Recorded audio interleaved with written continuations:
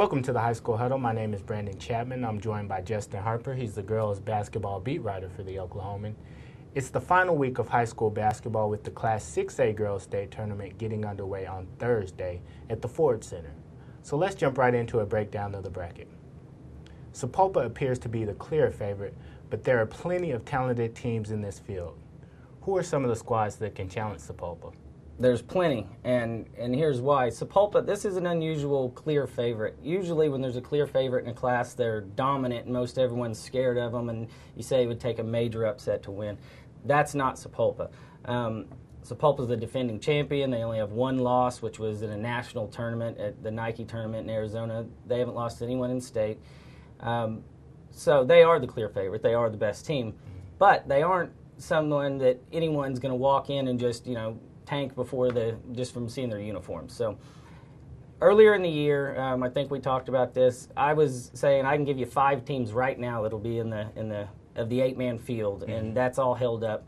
From the east, Tulsa Union and Sapulpa, and from the west, Norman, Del City, and Midwest City. All of those teams can beat each other in any order that you put it. So it's going to be very interesting to see how it works. Norman played Sapulpa in the finals of the Westmore tournament and had them within 3 with 57 seconds to go before losing. So, yeah, these teams can play with Sapulpa, but Sapulpa can also beat them all for sure. Okay.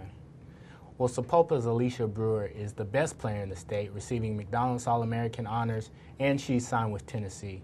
Who are some of the other players who are talented but may have been overshadowed by her this season? Well, anyone that plays in the post has been overshadowed by her because she's just, everyone talks about her. She's made not only the McDonald's All-American, but she made the Nike All-American team.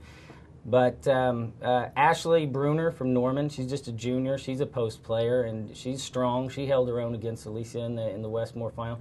Norman's Lacey Ramon, who's played in the championship game, 6A championship game, the past 2 years with Mustang. She's been a solid player all year, but since the playoffs have started, she's really kicked it up. She's gone from scoring 11 points a game to almost 20. And she's just every single category on offense she's raised except turnovers, which is the one you don't want to raise. Right. So there are Mershea Jackson and Diamond Ashmore from Midwest City, both post players. Mershea's only a sophomore, and that could cause problems for Sapulpa if they couldn't meet up except in the final. You're talking 2 inside girls, and then you get the question, are 2 goods better than 1 great? So there's Del City has Desiree Jeffries, Royce Jeffries' daughter. They also have Portia Jeffries, his other daughter. Del City's got 5 good players also. You're not going to see a bad player in any game in 6A. All right. Well, is there a matchup either in the first round or later on in the tournament which you kind of feel like could be an upset? Well, the only upset that I could see happening would be in the semifinals, and that would be Norman against Sapulpa or Del City against Midwest City.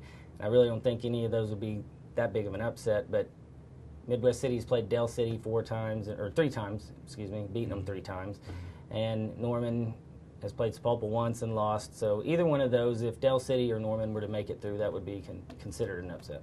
Are those essentially like championship games as far as you're concerned? Oh, yeah. There's even a first-round game that's as good as a championship game, Del City and Tulsa Union. So, yeah, but those semifinals are outstanding. All right. Well, Justin, tell us who'll be battling for the title on Saturday, and give us the Class 6A champion. Well, I think the best game is going to be the semifinal between Norman and Sapulpa.